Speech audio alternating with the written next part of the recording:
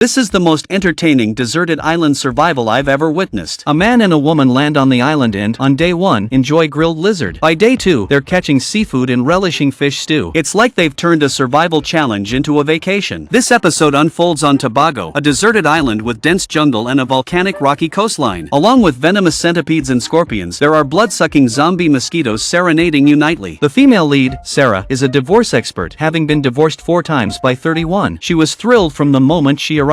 Sarah is absolutely thrilled. She adores the outdoors and frequently indulges in buffet meals, making her a wilderness survival enthusiast. As an acrobat, her specialty is spinning in circles, which is also how she spun her first 4 husbands out of her life. Frank, the male lead, is a 41-year-old bachelor, still a virgin. He's an expert hunter who rarely buys meat, preferring to forage. It's uncertain if he'll find such easy pickings on the island. Near the shore, there was a raft not far away. The show insisted they take the raft to the island. They started stripping off their clothes without much hesitation, considering the $100,000 prize at stake. Wearing too much would be a bit embarrassing. It was just a few meters, but Sarah took over 10 minutes to paddle, which was an insult to her swimming skills. She even had to jump into the water when they were almost ashore, for such a short distance. I suspect he's a bit off, laughing discreetly when he first met his partner. After meeting, they got to know each other without showing much awkwardness. Facing Frank, a virgin, Sarah couldn't stop laughing, not expecting to take someone's first time here. Sarah brought a machete, Frank brought a lot of ropes, and the show provided a fire starter and an iron pot. It was a mistake not to bring a fishhook for survival on a deserted island. They had to hike 5 kilometers to their destination. They walked along the coast into the jungle, which had cute crocodiles and mischievous little pythons. It's the rainy season now, so they'll face heavy downpours. They followed a creek deeper into the jungle. The path was relatively easy to walk, and they didn't have to worry about getting sunstroke, but it was incredibly muggy. Sarah felt things crawling all over her. The place was swarming with flies. They kept chasing Franks but biting for an hour. They found a lot of bamboo here, which is very useful for making traps and building shelters. Sarah decides this is the perfect spot for a shelter. They plan quickly and get to work without delay. Sarah cuts bamboo while Frank handles construction. They set up the shelter's framework with a few hours left before nightfall. Sarah starts a fire, knowing the mosquitoes might carry them off to sea without it. Once the fire is going, they feel more confident and boil water to drink. They use banana leaves for the roof to stay warm at night. Oddly, they built the fire under the bed in their shelter.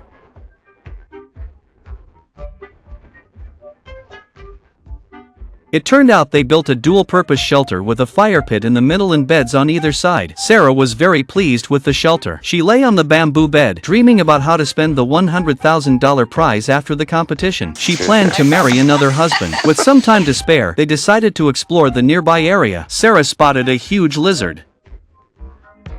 If they could catch it, it would make a great meal. Frank got ready to ambush the giant lizard from behind, while Sarah kept giving directions. They finally caught it. Sarah, impressed by Frank's fierceness, decided she wanted to marry him, even if it meant a $100,000 dowry. Frank almost let the lizard escape while playing with it, and if it had, Sarah might have swallowed him whole out of frustration. By 7 in the evening, they were roasting the lizard on a stick. The aroma of grilled meat filled the wilderness, and Sarah couldn't wait to taste it. Just a few hours on the island and they were already eating barbecue and had built a shelter. This wasn't just a good start, it was like they had cheat codes. Although there wasn't a lot of meat, it was enough to fill them up. Sarah, who could eat 10 of these, would give even crocodiles nightmares. Bats were already out hunting, and it would soon be dark. Around 9 in the evening, the two of them lay in the shelter to rest. The open shelter didn't keep out mosquitoes, and Frank constantly felt something crawling on his hands. His feet had been bitten thousands of times. The mosquitoes here not only sucked blood but were also very curious. Sarah was covered in mosquito bites and joked that Frank wasn't even as brave as a mosquito. The next day, they decided to go fishing. Frank brought a net, hoping to secure their food supply. The trek to the shore was long, requiring a significant walk each time. Once there, Sarah gathered wood while Frank cast the net. Surprisingly, he caught a fish on his first try. Though small, it was an easy catch. He strung it on a branch, and Sarah noticed plenty of dry wood around.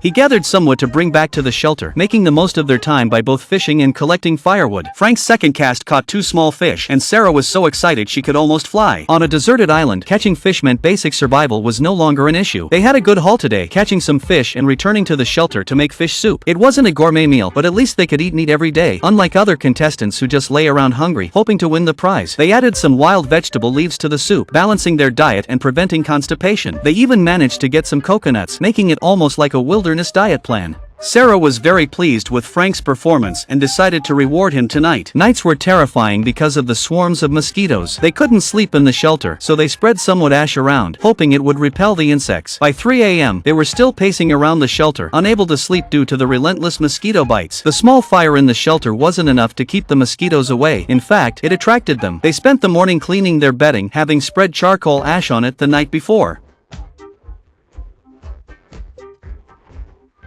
The ash from the bamboo made their bodies itch terribly, making last night their most uncomfortable one yet. However, this didn't stop Sarah from doing her morning exercises. She went to the creek and smeared mud all over herself. Sarah wove a fish trap to catch crayfish, which Frank found insulting. He had a fishing net that could catch fish, but Sarah insisted on making a fish trap, and it was so small that it was unlikely to catch any crayfish. Frank also started making traps. He found some crab holes in the mountains. These mountain crabs were very nutritious, so he prepared bamboo tubes to catch them. He set up a device to catch crabs. I have to say, these two have some interesting ideas. Isn't catching fish more straightforward? Maybe they're just making a statement. Frank soon finished his crab trap, and Sarah completed her fish trap, though its opening was too large to hold crayfish. Frank found fresh soil, likely from mountain crabs, and placed his trap there for better chances. Sarah put her fish trap in the creek, hoping to catch shrimp. Soon, it started pouring rain, and their shelter, made with banana leaves, couldn't withstand the heavy downpour. Their shelter had a roof made of banana leaves, which offered some rain protection but couldn't handle the heavy downpour. They huddled by the fire to keep it going. When it wasn't raining, mosquitoes feasted on them. When it rained, they got soaked. By the 4th day, another grueling night had passed. Sarah looked exhausted, but still did her morning exercises. I have to give her credit. She sticks to her routine no matter what. Sarah checked the fish trap in the creek. In such a small stream, would it even work? She found it empty. Frank also went to check the traps he set yesterday. Instead of using a net to catch fish, he insisted on walking all this way to catch a crab. When he got closer, he saw the trap had been triggered, but who knows if anything was inside. With such large openings on both sides, even if he caught a big shark, it would escape. He decided to reset the trap and try again. Honestly, even if he set this trap 1,000 times, the crabs would still escape. Seeing his determined look, I knew this guy was no ordinary person. That night, Sarah couldn't sleep again, not even for a minute.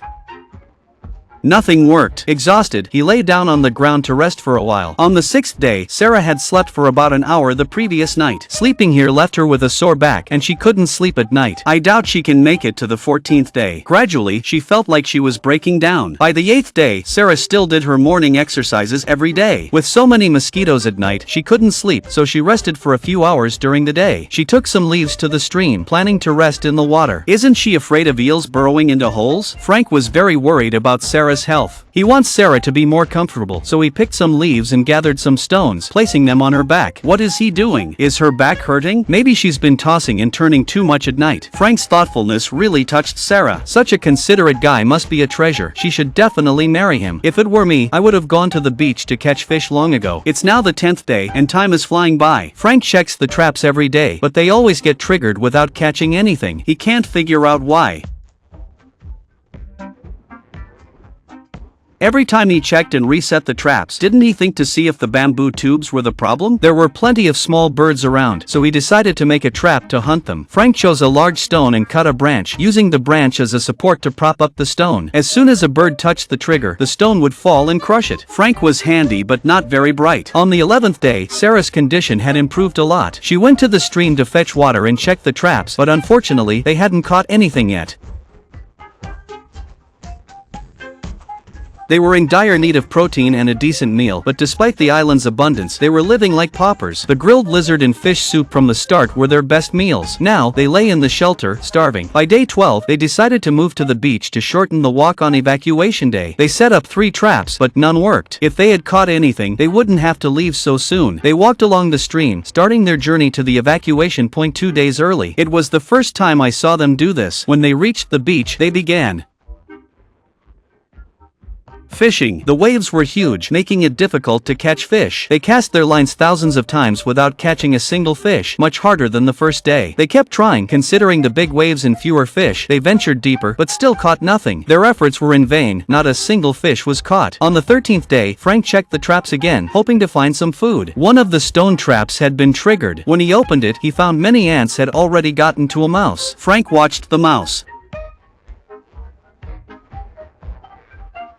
Feeling very upset, he complained about the ants' lack of ethics, taking others' hard-earned food. In the evening, it started raining heavily again. They caught a bug in the shelter, which might provide some protein. At night, the shelter was filled with whispers, making it impossible to sleep. On the 14th day, the evacuation day, despite all the hardships, they were happy because they would soon get the $100,000 prize. They decided to head to the evacuation point in the rain. After walking for several hours, they finally reached the evacuation point and successfully completed the challenge. Surviving for 14 days, they won the $100,000 prize, even though it felt like an easy win. Where will they challenge next? Stay tuned for the next episode.